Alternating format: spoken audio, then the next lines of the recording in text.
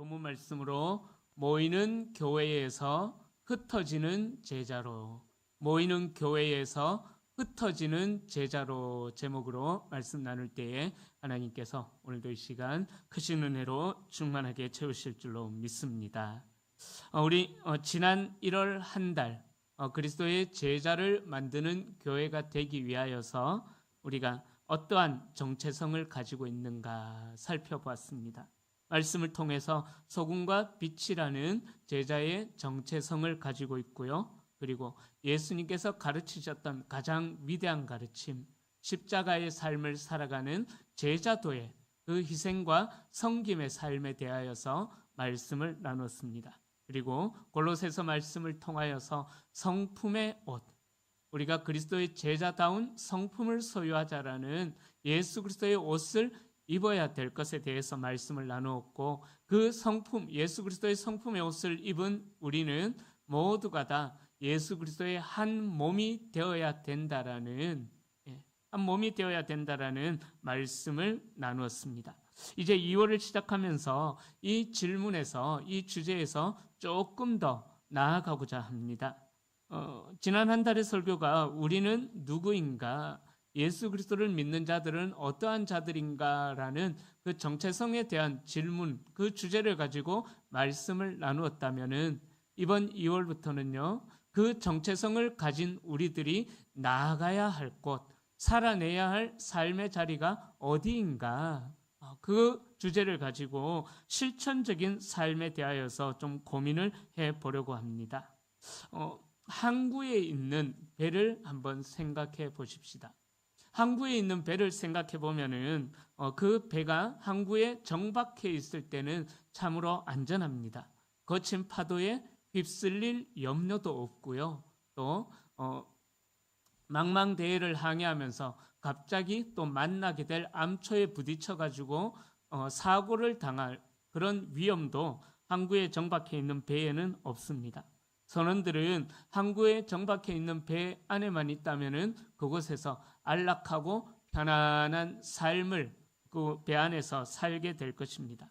하지만 배의 목적은 항구에 붙들어 두기 위하여서, 정박해 두기 위하여서 만든 것이 아니라는 거죠.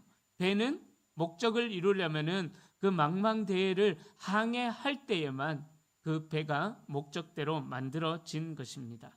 아무리 화려하고 막 크루즈선 수십 층이 되는 그런 화려한 배라고 할지라도 항구에만 머물러 있다라면은 아무런 의미 없는 건물 덩어리에 그냥 불과한 것입니다.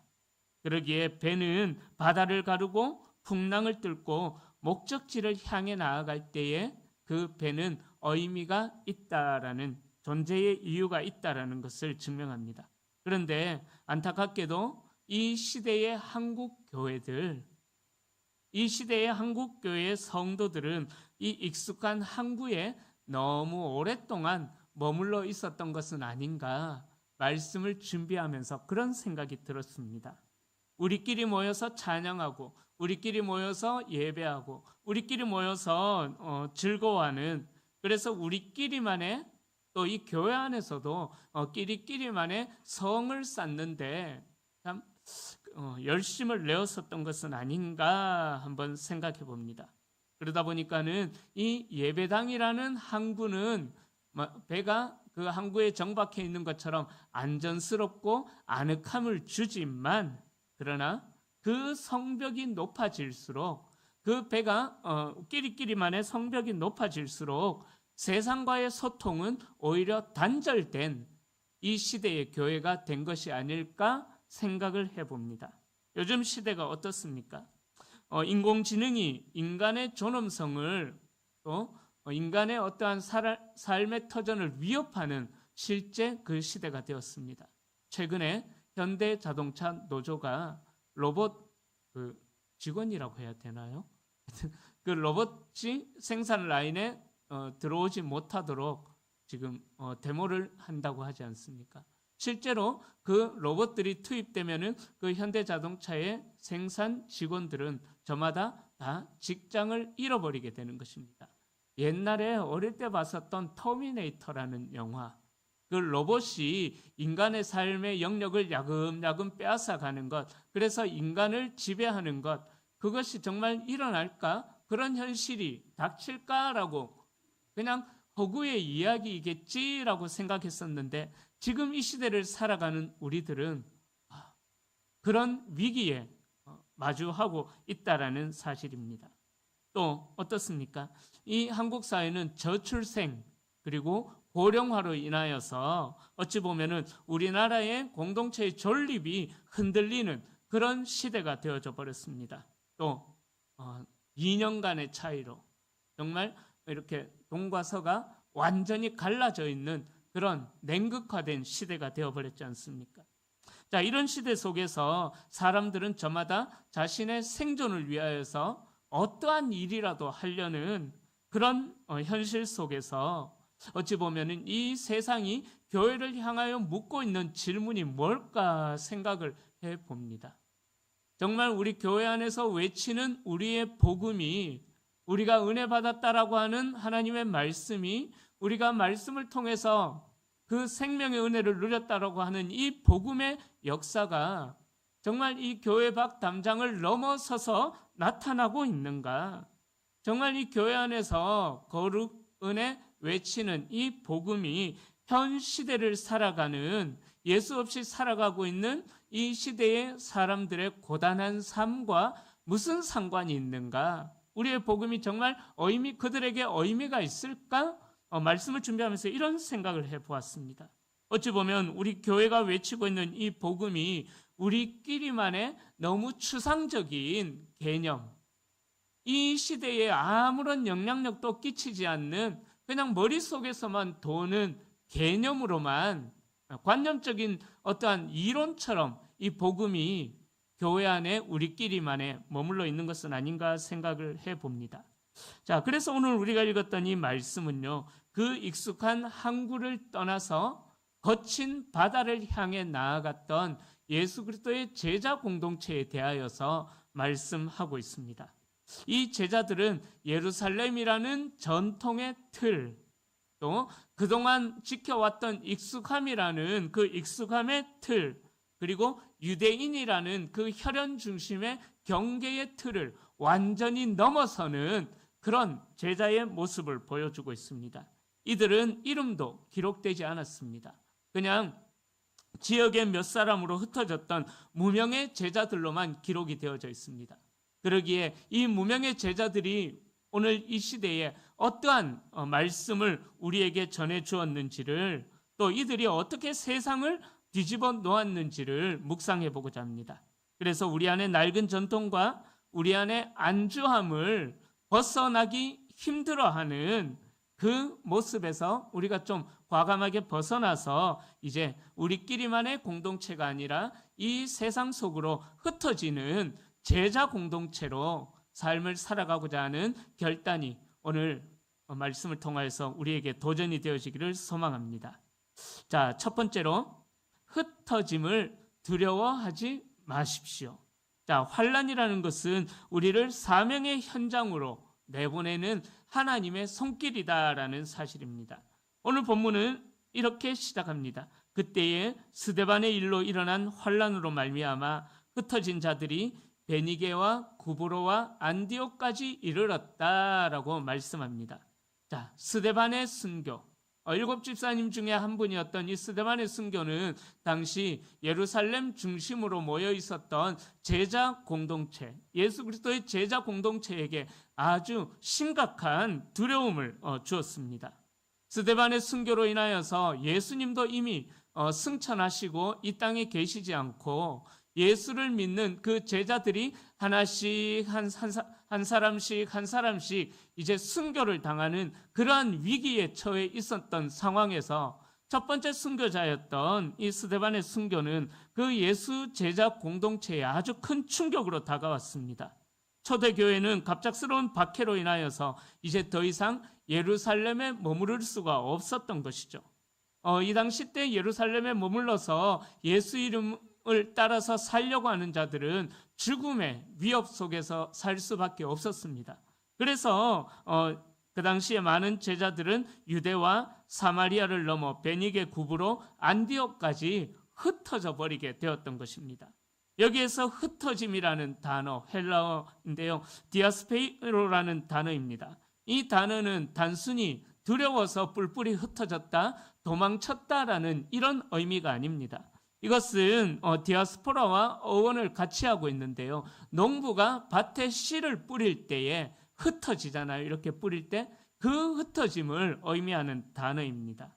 그러니까 예루살렘 성도들의 입장, 예수님의 제자 공동체의 입장에서는 그 예수 믿는 자들을 핍박하는 박해를 피하여서 도망가고 쫓겨나가는 것처럼 그렇게 외형적인 모습은 보여졌지만, 그러나 실제로 그 흩어짐은 하나님의 관점에서는요, 온 세상에 복음의 씨앗을 뿌리는 거룩한 파송의 개념이었다라는 것입니다. 다시 말씀드립니다. 이 환란으로 인하여서, 스데반의 순교로 인하여서 제자들이 흩어지게 되었던 것은 도망했던 것이 아니라 하나님의 관점에서는 거룩한 파송의 입장이었다라는 사실입니다. 역사적으로 볼 때에도요, 예루살렘 교회는 아주 강력한 공동체였습니다. 그 당시 때 볼 수 없는 일들을, 또 이 세상 사람들이 이해할 수 없는 일들을 제가 여러 번 말씀드렸던 기억이 나요. 저들을 보라, 저들이 서로 사랑하는 것을 보라, 저들이 사랑하는 것을 볼 때에 하나님이라는 분이 계시는구나 라고 믿지 않는 자들도 고백할 정도로 그들의 사랑은 아주 강력했습니다. 어느 정도로 강력했느냐, 자기의 재산을 팔아서 가난한 자들을 돕고 병자들을 살피고 또 소외되었던 영혼들을 돌아보는 그런 일들이 있었습니다. 그리고 자기의 물건을 팔아서 서로 아나바다처럼 통용하는 그런 일들이 있었습니다. 그러나 그런 강력한 공동체, 그런 일들로 인해서 날마다 구원받는 사람을 주께서 더하시는 그런 강력한 공동체였지만, 그러나 그들은 그들만의 리그, 그들만의 천국, 우리끼리만의 천국에 머물러 있었다라는 것입니다. 우리 주님께서 이 땅을 부활하신 후에 이 땅을 승천하시면서 마지막으로 명령하신 명령이 있습니다. 어떤 명령을 하셨습니까? 너희는 온 유대와 예루살렘과 사마리아와 땅끝까지 이르러 내 증인이 되라. 쉽게 말하면 흩어지라는 거예요. 너희들만의 천국을 만드는 것이 아니라, 우리끼리만의 천국을 만드는 것이 아니라 흩어져서 그 복음의 증인된 삶을 살아라고 우리 주님께서 분명하게 말씀하셨습니다. 그런데도 그 주님의 명령이 있었음에도 불구하고 제자 공동체는 예루살렘이라는 안전한 항구, 그 항구에서 떠나려고 하지 않았던 것입니다. 그래서 하나님께서는 결국 스데반의 순교라는 그 일들을 통하여서 거센 풍랑을 일으키셔서 그들을 항구 밖으로, 예루살렘이라는 항구 밖으로 흩어져라라고 말씀하셨는데도 불구하고 흩어지지 않고 그들만의 리그를 벌이고 있는 그들에게 순교라는 거센 풍랑을 일으키셔서 그들을 파송시키셨다라는 것입니다. 그렇게 스데반의 순교로 인하여서 예루살렘이라는 안전함을 떠나게 하신 하나님의 뜻은 명확하다라는 것입니다.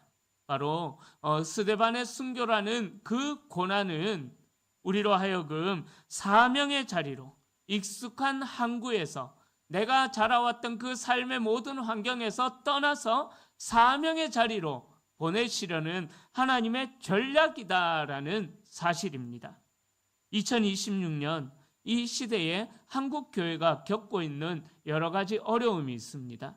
처음에 말씀드렸던 대로 저출생으로 인하여서, 낮은 출생률로 인하여서 주일학교 인원들이 점점 더 줄어들고 있는 그런 시대가 되었습니다.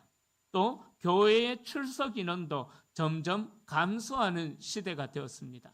감사하게도 우리 교회는 그래도 조금씩이라도 늘어나게 해주셔서 참 감사하죠. 그러나 그것이 교회의 영향력이 아니다라는 거죠. 어찌 보면은 코로나 시대를 지나면서 교회의 영향력과 교회의 신뢰도는 점점 더 하향선을 향하고 있다라는 것입니다. 실제로 위기이죠. 많은 교회학자들이 또 많은 목회학자들이 현 시대의 교회를 위기의 시대다라고 진단을 내리기도 합니다.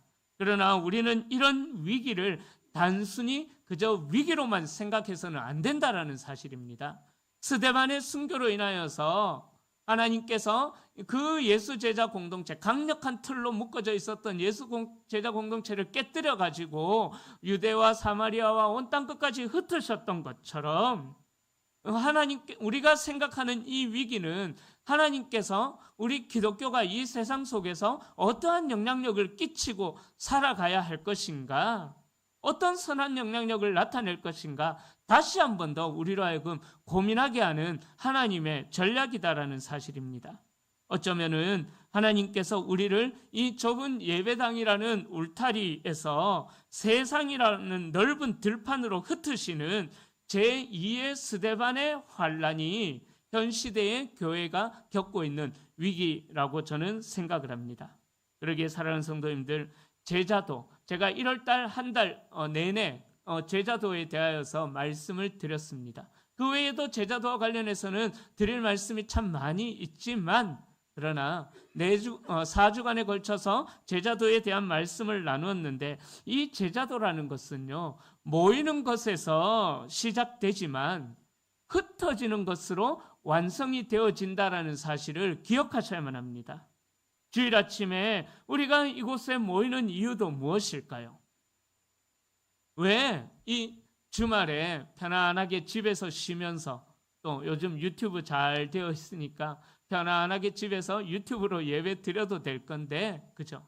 왜 피곤한 몸을 이끄시고 주일날 이 아침에 이 주의 전으로 모였습니까?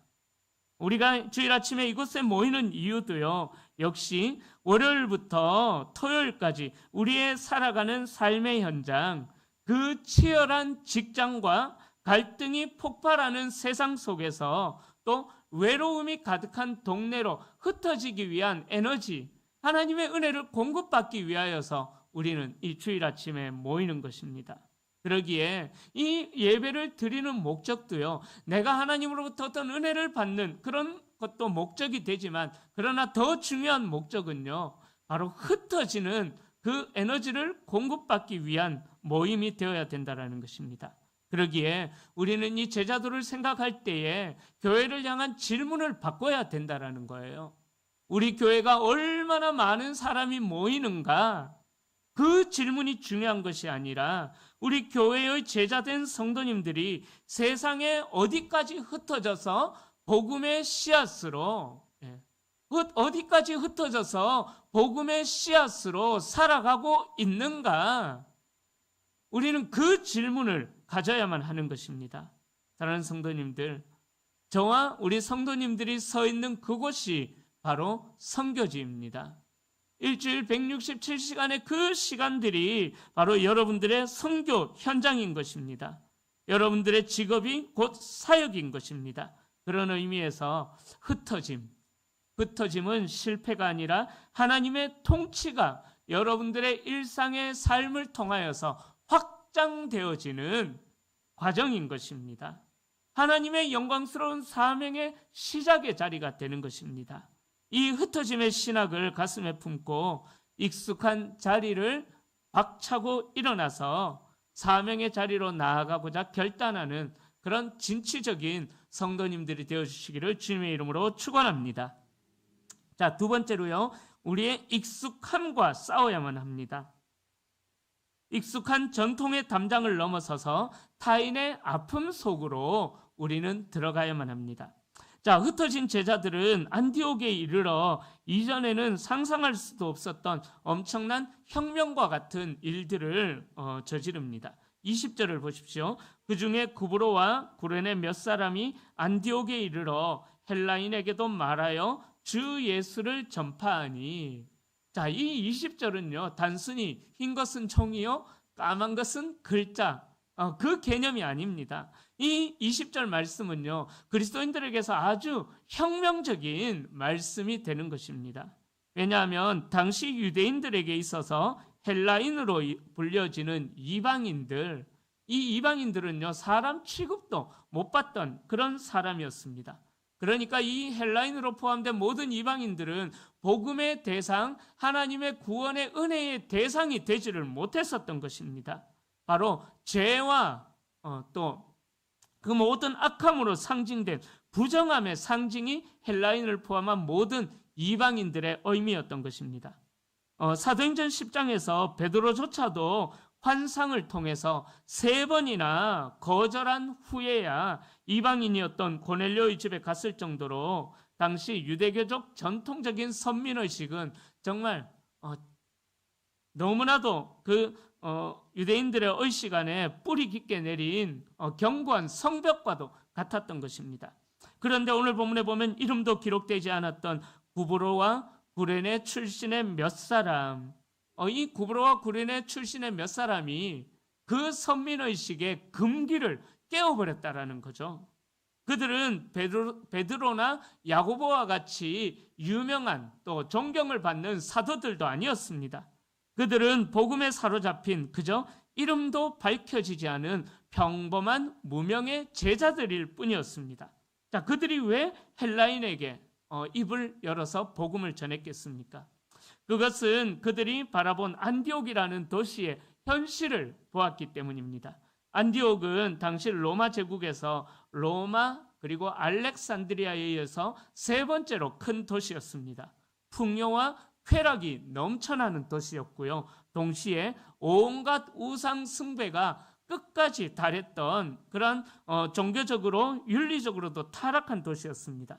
그리고 이민자들이죠. 이민자들의 소외가 또 고통이 뒤섞인 어찌 보면 현대판 한국에서 대도시에서 일어나는 그런 모습들이 바로 이 안디옥이라는 도시에서 일어났었습니다.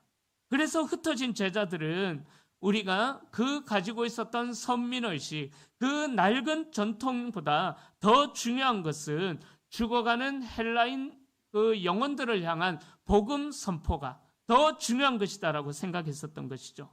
그러기에 예루살렘의 언어가 안디옥에서 통하지 않는다면은 그들은 안디옥에서의 복음의 언어로 전해야 된다라는 것을 알고 있었던 것입니다. 사랑하는 성도님들, 이것이 바로 우리 한 해, 우리 교회에 필요한 경계의 혁신인 것입니다.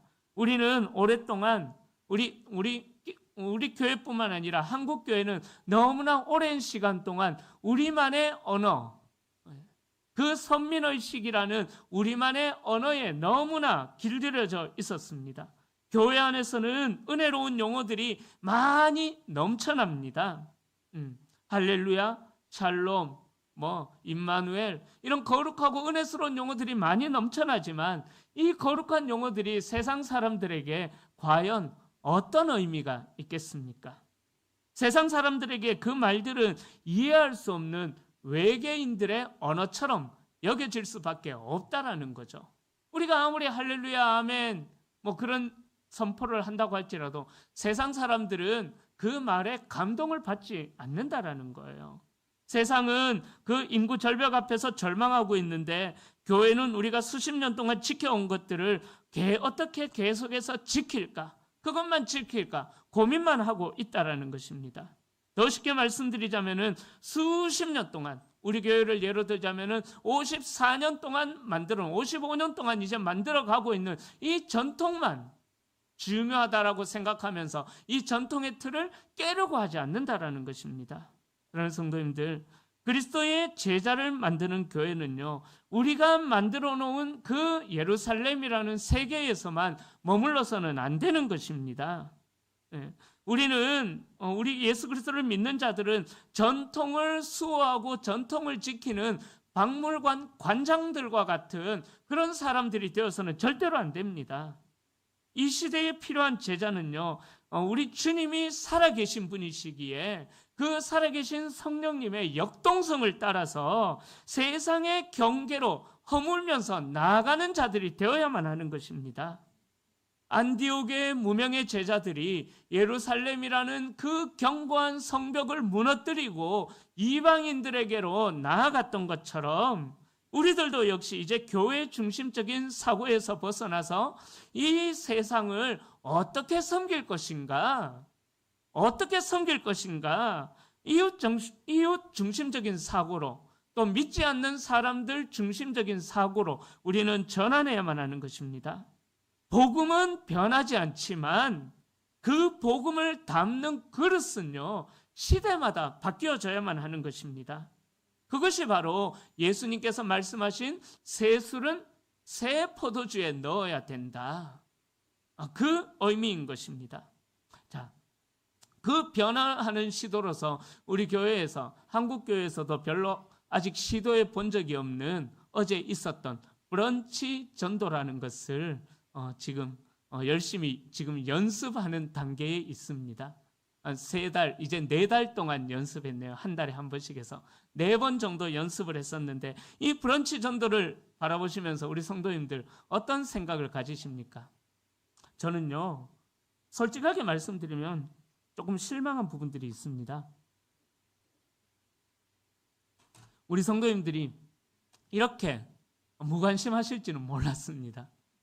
4번이나 진행이 되어졌는데도 불구하고 아직 한 번도 안 와보신 성도님들이 너무나 많이 있다는 것에 솔직하게 저는 좀 실망도 하기도 하고 좀 놀라기도 했습니다. 우리가 평소에 전도하기 힘들잖아요. 그죠? 평소에 전도하기 힘들잖아요. 그래서 교회에서 좀 그릇을 새롭게 좀 바꿔서 전도의 또 다른 방법으로 한번 도전해 보려고 하는데요. 정말 수고해 주시고 협력해 주시는 분들이 감사한 반면에 의외로 그냥 나와 상관없는 일처럼 여기고 있는 것은 아닐까. 저는 솔직하게 담임 목사로서 좀 실망한 부분들도 있습니다. 이런 이야기를 하면은 또 혼내는 설교한다. 또 이렇게 생각하시는 분들이 계셔요. 혼내는 설교가 아닙니다. 도전을 드리는 제 말입니다. 사랑하는 성도님들, 다시 말씀드립니다. 예수님께서 말씀하신 새 포도주는 새 부대에 담아야 된다라는 말은요, 복음은 변하지 않아요. 그러나 그 복음을 담는 그릇은 바뀌어져야만 하는 것입니다. 그래서 우리는 그 복음을 담는 그릇으로 이런 일들도 좀 준비를 해보고자 합니다. 그런 성도님들, 우리가 이전에 안 해왔던 것, 이거를 제가 참 힘들어하는 말이 있어요. 만닫고 극하노, 말라 극하노. 이 경상도 사투리. 만다고 극하노. 제 아내는 알아들을까 모르겠어요. 만다 극하노. 그래서는 안 된다라는 것입니다. 낡은 전통과 익숙함이 주는 편안함에 머물러서는 안 되는 것입니다. 우리는 항상 이렇게 해왔어. 그러니까 이렇게 해야 돼. 다른 것은 받아들일 수가 없어. 이 말은요, 성장을 가로막는 아주 무서운 독인 것입니다. 나는 이런 사람들과 이미 충분한 공동체를 이루어서 여기에는 아무도 들어오면 안 돼. 그 교회가 과연 영향력이 있겠습니까? 여러분, 우리 본질인 예수 그리스도만 남기고 나머지는 세상을 향해서 과감히 변화를 해야만 하는 것입니다. 우리가 그 무명의 제자들이 그렇게 헬라인이라는 그 경계를 넘어서 나아갔던 것처럼 우리 교회도요, 세상에 아픔이 있는 곳, 또 교회 안에 눈물이 있는 곳, 그곳으로 우리는 나아가야만 하는 것입니다. 나와 마음이 맞는 사람들끼리만 공동체를 이뤄서는 안 된다라는 것입니다. 바로 경계를 넘어서는 그 용기가 제자의 능력이다라는 사실을 기억하시기를 바랍니다. 그 경계를 넘어서는 용기가 있을 때에, 끼리끼리만의 경계를 넘어서는 용기가 있을 때에 세상에 갈급한 영혼들이 그 문을 열고 복음으로 초대되어 들어온다라는 사실입니다. 그러기에 경계를 넘어서는 용기가 제자의 능력임을 기억하셔서 우리 교회 안에뿐만 아니라 이 세상 속에서 홀로 눈물을 흘리고 있는 자들이 없는가? 정말 헬라인처럼, 이방인처럼 그렇게 소외된 영혼들이 없는가? 우리는 돌아보는 그 자리로 나아가야 하는 것입니다.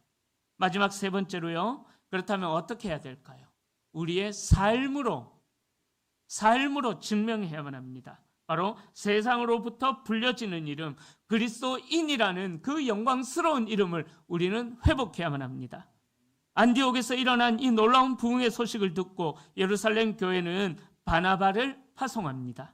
바나바는 그곳에서 하나님의 은혜를 보고 기뻐하여서 사울을 찾아가서 합류시킵니다. 사울이 어떤 사람이었습니까? 예수 그리스도를 만나기 전까지 사도행전 9장 이전까지는요, 이 사울이라고 똑같은 이름입니다. 이 사울은 예수 그리스도를 핍박하는 자였습니다. 그러나 바나바는 그 예수 그리스도를 핍박하는 자를 찾아가서 함께 이 사역을 감당하자라고 합류시킵니다. 그리고 그들은 1년 동안 그 안디옥에 모여서 큰 무리를 가르칩니다. 그 결과가 26절 마지막 절에 기록이 되어져 있습니다. 우리 26절 뒷부분부터 읽어봅니다. 안디옥에서 비로소 그리스도인이라 일컬음을 받게 되었더라. 아멘, 아멘. 여기서 우리는 아주 흥미로운 사실을 발견합니다. 자, 그리스도인이라는 명칭은요, 제자들이 자신을 홍보하기 위하여서 자기들이 만든 이름이 아니라는 거예요. 이것은 안디옥의 불신자들이 제자들의 삶을 1년 동안 지켜본 뒤에 그들에게 붙여준 별명이 그리스도인이라는 별명을 붙여준 것입니다. 자, 크리스찬이라는 말을 사용하잖아요. 크리스찬. 그 크리스찬에서 전미사인 이안이라는 그 전미사는요, 어떤 의미가 있냐면은 누구누구에게 속한 사람, 누구누구의 노예, 누구누구의 추종자라는 뜻이 있습니다. 즉, 안디옥 시민들이 보기에 이 크리스찬들은 먹는 것도, 입는 것도, 말하는 것도, 돈을 쓰는 것도 오직 그리스도라는 인물에게 완전히 사로잡혀 있는 사람들처럼 보였다라는 거죠. 이는 제자도의 완성이 어디에 있는지를 보여주는 것입니다. 제자도는 내가 제자다라고 주장하는 데 있는 것이 아니라 세상이 나를 보고 저 사람은 크리스찬이구나, 세상이 나를 보고 저 사람은 그리스도인이구나 라고 불러줄 때에 인정해 줄 때에 그 그리스도인이 그리스도인됨을 자리에 있게 된다라는 사실입니다. 우리가 1월 한 달 동안 묵상했던 소금과 빛, 또 낮아짐, 성품의 옷, 한 몸이 되는 것, 바로 이러한 삶들이 안디옥에서 제자들의 삶에 실제로 나타났을 때에, 열매가 맺어졌을 때에 제자들은 그리스도인이다, 비로소 그리스도인이라 불리게 되었다라는 것입니다.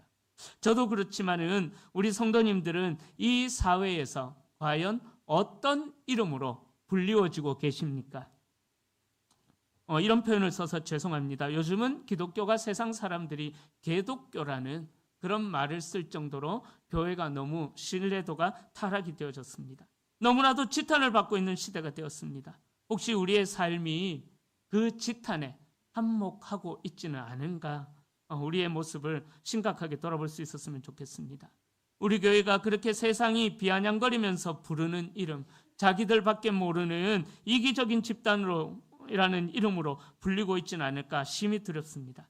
만약 그렇게 우리 교회도, 우리 성도님들도 불리워진다면은 그것은 골로새서 3장 7절부터 17절 말씀을 통해서 나누었던 그리스도로 옷 입은 삶을 제대로 살아내지 못했던 것입니다. 우리의 경건이 예배당 안에서만 갇혀 있어서는 안 된다라는 사실입니다.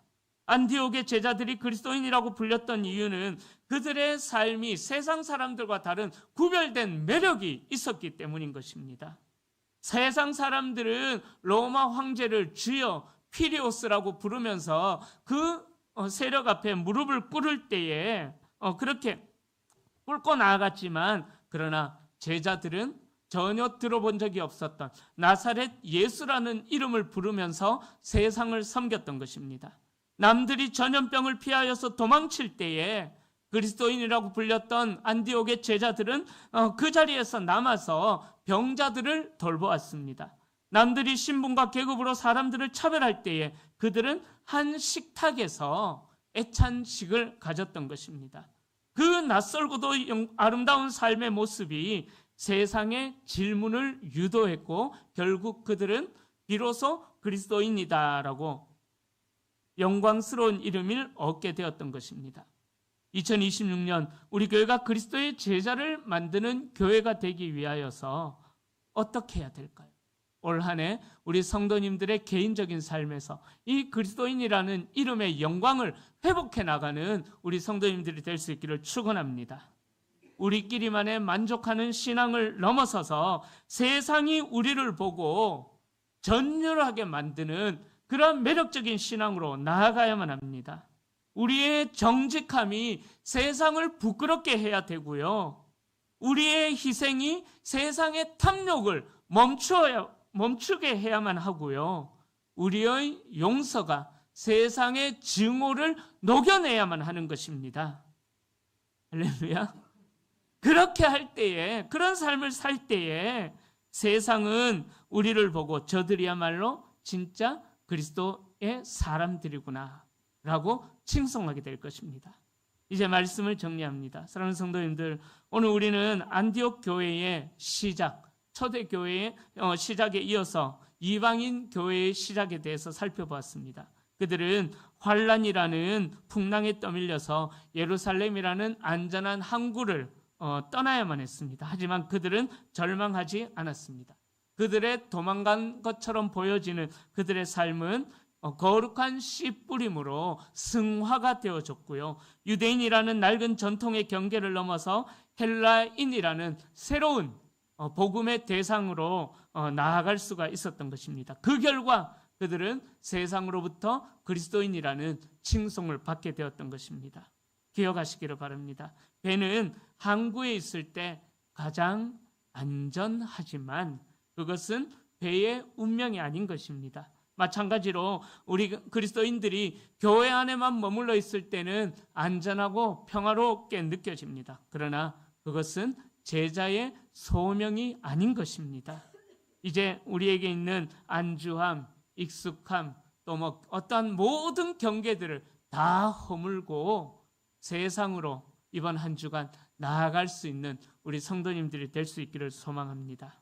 그래서 우리를 통해서 이 지역과 이 사회에 새로운 안디옥의 기적을 일으키는 예수의 새바람을 일으키는 우리 모든 성도님들, 그래서 우리 성도님들 통하여서 수많은 영혼들이 예수 그리스도를 구주로 고백하는 은혜의 통로로 살아가는 예수 향기를 이 세상에 날리는 거룩한 성도님들이 다 되시기를 주님의 이름으로 간절히 축원합니다.